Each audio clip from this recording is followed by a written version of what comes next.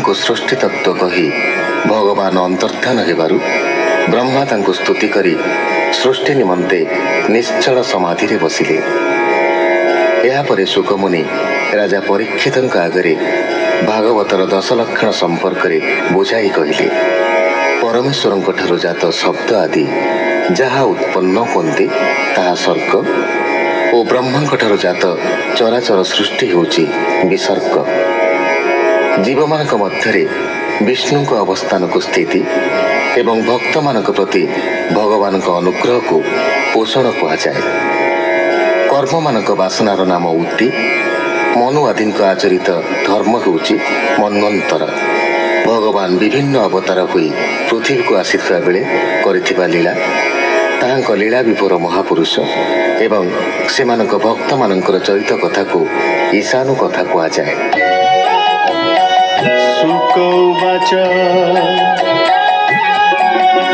निरोध बोली तार नाम, निज स्वभावे पूर्ण काम, मुक्ति स्वरूपे व्यवस्थिति, जहि न घटे पुनर्गति।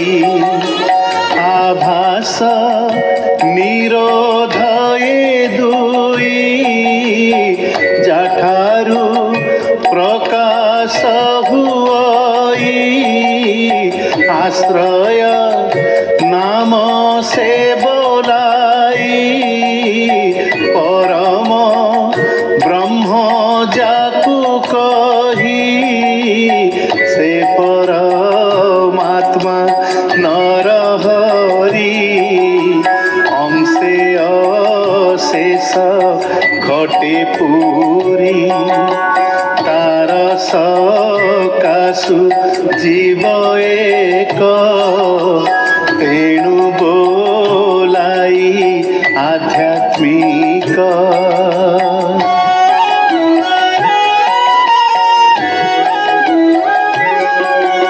से अधिदेवता बोलाई,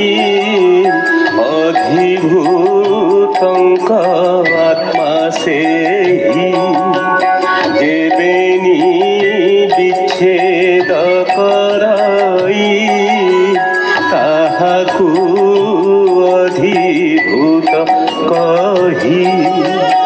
अभावे एक एकतर, जदि न लक्षे परस्पर, तेबे नुहई संसार, जेमन्ते चक्षु दिनकर, तृतीये साक्षी रूप होई, जे देखे पर आत्मा से ही, अन्य आश्रय से हुई, तार आश्रय अटे से ही।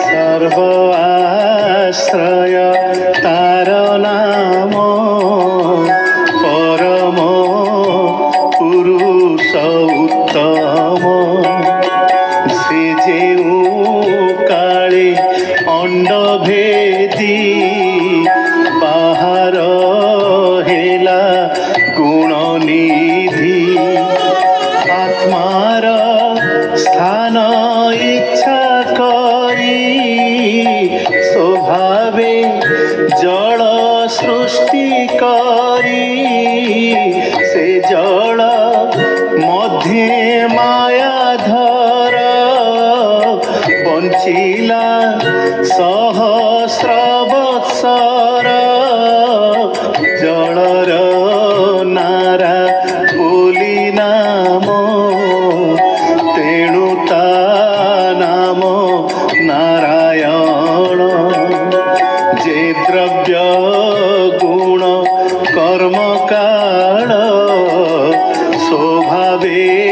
জীব এক মেঘ